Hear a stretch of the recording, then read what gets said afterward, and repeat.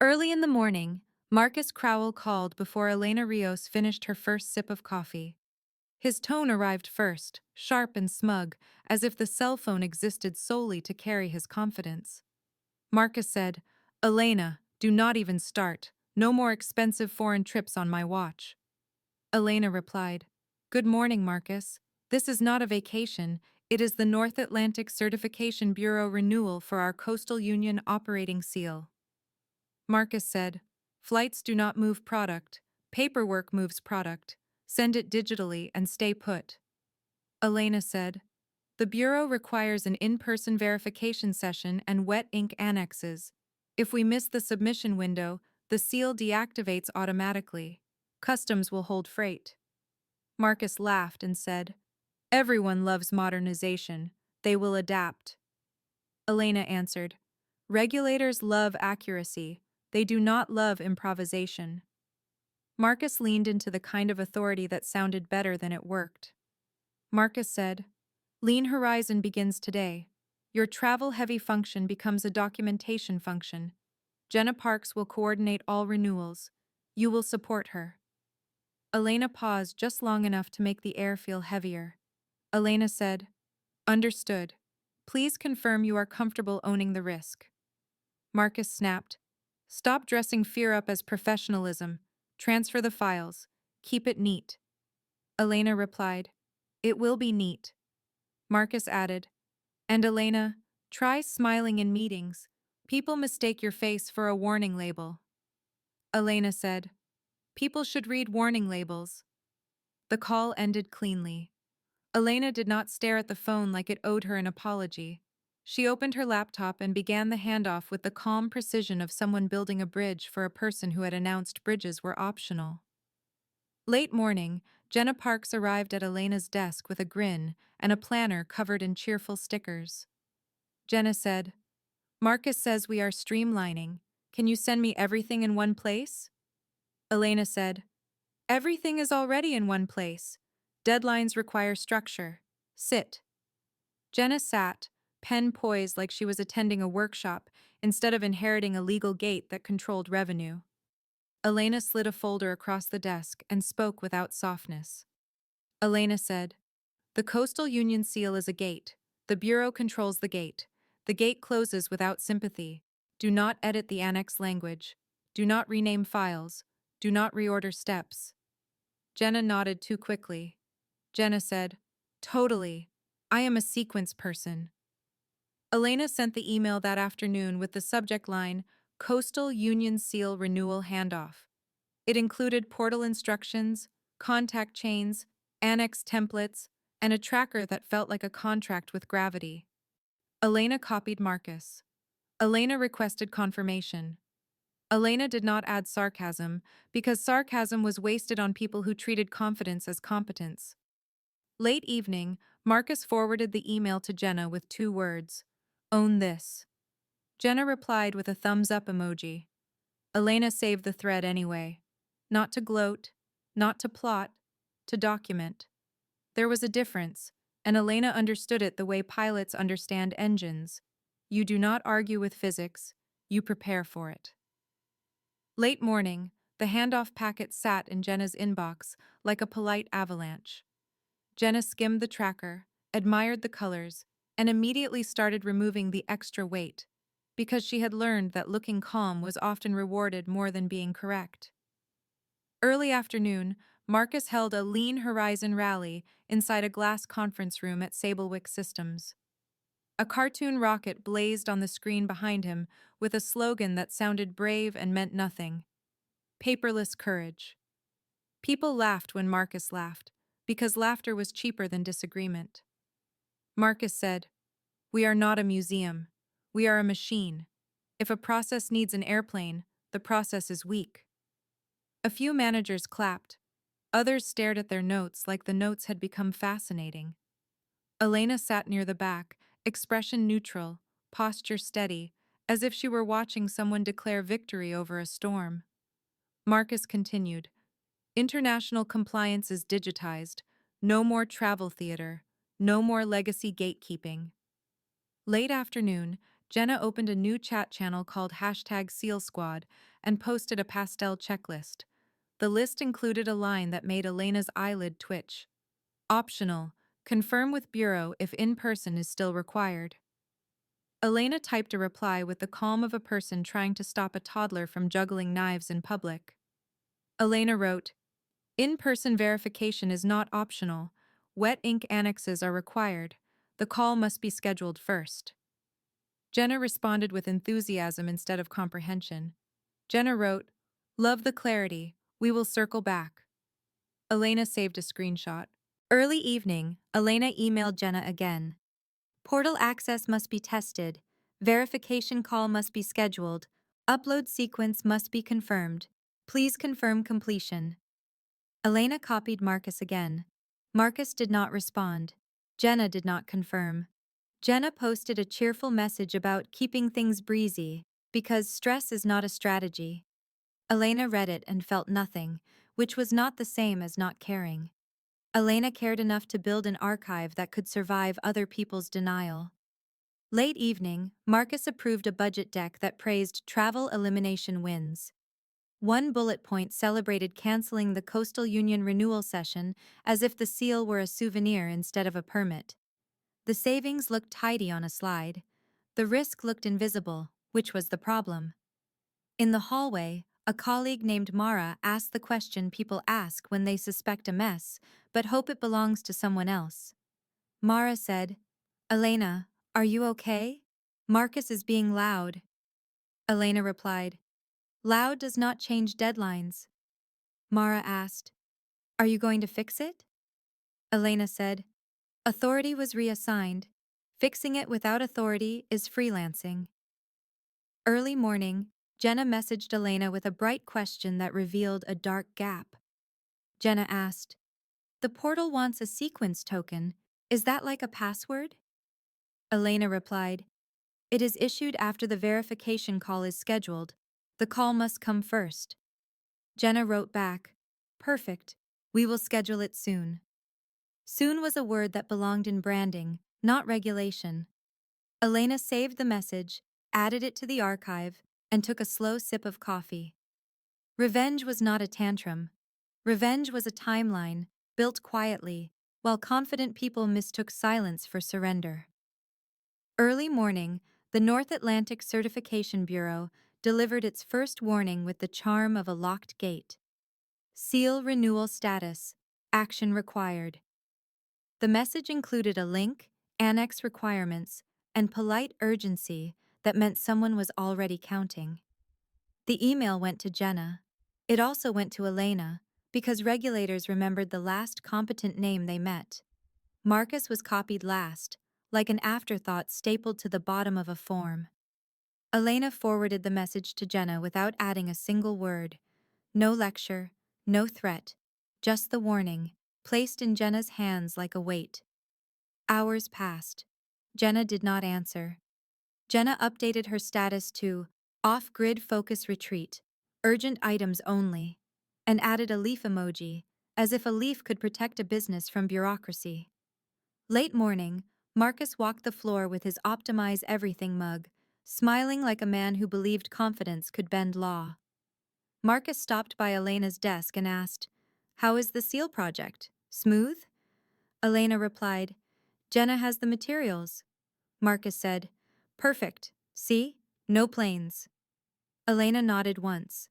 Marcus interpreted the nod as agreement, which was the same mistake Marcus made with every quiet professional, mistaking restraint for permission. Early afternoon, the first tremor appeared in operations chat. Sam from logistics posted, "Harbor Point Port is requesting active seal proof for 2 outbound pallets. Customs will hold until verification clears." Marcus replied, "Likely a system sync. IT will check." Another message came in from Talia in client management. "Client portal shows authorization pending. Sales is getting threatened." Marcus wrote back, "We are on it." IT responded with the kind of answer that does not accept spin. The systems were fine. The seal verification string was failing because the Bureau had not issued the sequence token. Without the token, the upload sequence could not complete. Without completion, the seal renewal did not exist.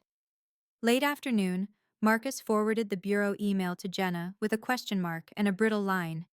Confirm status. No reply. Late evening, the bureau sent a second notice. The language tightened like a vice. Failure to complete renewal by the submission window will result in automatic deactivation and penalty assessment. No exclamation points. Regulators did not need them. Elena forwarded the second notice to Marcus with the subject line unchanged. The email body stayed empty. The emptiness was a mirror. Marcus called Jenna and got voicemail.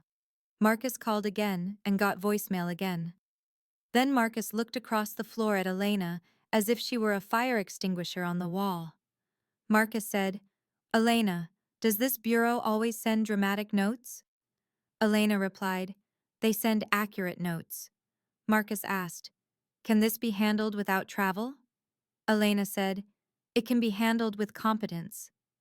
Marcus walked away, jaw tight, still refusing to name the real problem: a missing verification call, a missing token, and a calendar that did not accept soon as a submission plan. Elena opened her archive and added Jenna's leaf status, Marcus's question mark, and the IT explanation. Revenge did not require sabotage. All Elena had to do was stop absorbing someone else's consequences. Early morning arrived again, and the air felt heavier. Somewhere in the bureau's system, the countdown continued, cold and precise, while inside Sablewick Systems, confidence tried to negotiate with a clock that did not listen. Early morning, the gate slammed shut. Harbor Point Port upgraded its notice from pending to held. The client portal replaced authorization pending with a blunt banner, authorization suspended. The words looked ugly on the screen, because truth usually did. Marcus's office door stayed closed, but his voice carried through the glass. Marcus shouted, "Get Jenna on the phone, now!" Jenna stayed off grid. The leaf emoji remained. Late morning, finance joined the panic. Storage fees started stacking. Contract penalties emerged like sharks. Customer credits loomed. Every cost Marcus had bragged about saving returned with interest and attitude. A fresh email arrived from the bureau with a subject line that did not ask permission. Seal deactivated, penalty assessment initiated. Marcus stormed onto the floor and pointed like pointing could reverse policy. Marcus said, "Elena, conference room, immediately."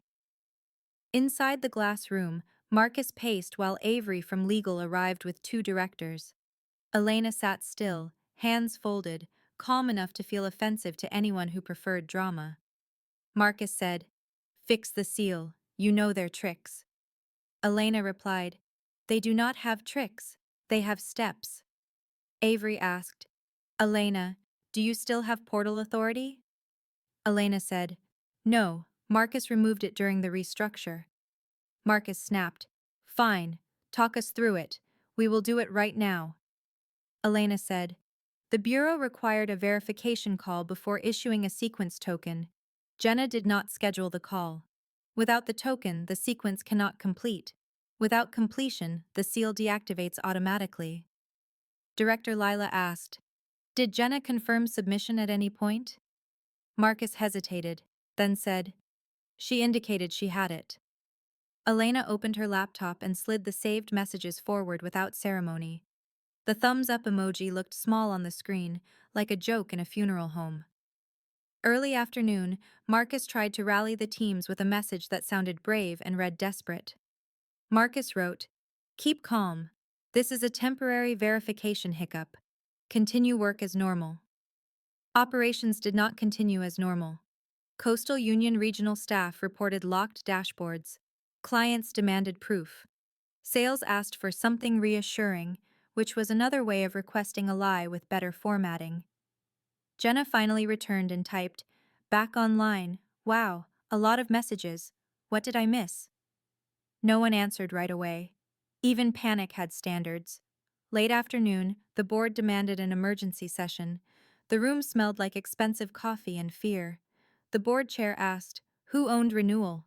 Marcus said, "Operations coordinated, Elena supported." The chair looked at Elena. "Is that accurate?" Elena rotated her laptop toward the table and displayed the timeline. Marcus's restructure memo, Elena's handoff, confirmation requests, bureau warnings, Jenna's leaf retreat, the port holds, and the suspension banner. Each entry had attachments. Each attachment had names. Avery slid a printout of penalties across the table. The board chair said, "Marcus, you canceled the in-person renewal, removed authority from the trained lead, and assigned a critical gate to an associate who went off-grid." Marcus tried. "We believe digital would be sufficient." The chair replied, "Belief is not a control." Then the chair said, "Elena, can you reverse this?" Elena answered, "Yes, if authority is restored and the Bureau accepts emergency reinstatement." The chair said, "Authority is restored. Effective immediately. Elena reports to the board for reinstatement. Marcus, step away from operational control pending review." Marcus's face tightened, as if his own ego had become too small to breathe. Late evening, Elena walked past Marcus's office with a folder that weighed less than his pride and mattered far more. The revenge was not loud. The revenge was official. Early morning, Sablewick Systems woke up to a new hierarchy. Elena's name at the top of the crisis plan, and Marcus's name inside a review file. The building felt quieter, not because people were calm, but because people were listening for who would fall next. Elena convened a reinstatement war room with the efficiency of a surgeon. No slogans, no pastel checklists, no applause. Elena said, "Avery, schedule the Bureau emergency verification call. Sam, freeze outbound pallets until seal validation returns. Talia, notify clients that authorization is in reinstatement and provide documented milestones." Avery said, "The Bureau will ask why we missed the window." Elena replied, "The documents will answer." Late morning, the Bureau call began. The officer's voice carried polite steel. The officer said, "Your previous cycle was exemplary. This cycle is not. Explain the lapse." Elena said, "Authority was reassigned internally. The verification call was not scheduled. The submission sequence did not complete. We request emergency reinstatement and accept the assessment." The officer replied, "Upload annexes in correct sequence within reinstatement window. Confirm wet ink delivery. No deviations." Elena said, "Understood. No deviations." Late afternoon, Marcus arrived with Dina from Human Resources. Marcus's swagger had evaporated into paperwork. Dina said, "Marcus, the board requires your statement regarding the restructure and delegated authority." Marcus said, "Lean Horizon was cost discipline. We believed digital workflow could replace travel." Dina opened a folder and said, "Elena's emails show explicit warnings. Bureau notices copied leadership. Jenna was off-grid during the submission window." Marcus tried. Elena could have escalated. Elena did not look up from the checklist. Elena said, "Escalation requires authority. Authority was reassigned." Late evening, clients received a recovery plan with Elena's name and a timeline with receipts. Harbor Point Port released the first pallets after seal validation returned. The client portal banner shifted from suspended to reinstating, which was not a celebration, but it was oxygen. Days later, the Bureau issued final confirmation. The seal number reactivated, cold and official, like a stamp on a bruise. Early morning, the board chair called a final meeting. Marcus entered last, carrying papers that looked like excuses. The chair said, "The company will recover. The question is whether leadership will." A resignation agreement slid across the table. The chair said, "Sign." Marcus stared, then looked at Elena and said, "You wanted this." Elena replied, "Elena wanted the seal renewed. Marcus wanted applause." Marcus signed. Late afternoon, the board offered Elena a permanent role in global risk governance. Elena read the offer, set it down, and placed a departure notice beside it. The chair asked, "You are leaving after saving us?" Elena answered, "Saving you is work. Staying under the culture that caused it is volunteering." Late evening, Elena packed quietly. No grand exit, just a folder, a mug, and an encrypted archive that preserved the truth. Revenge did not roar. Revenge walked out with dignity and left arrogance inside to pay the bill.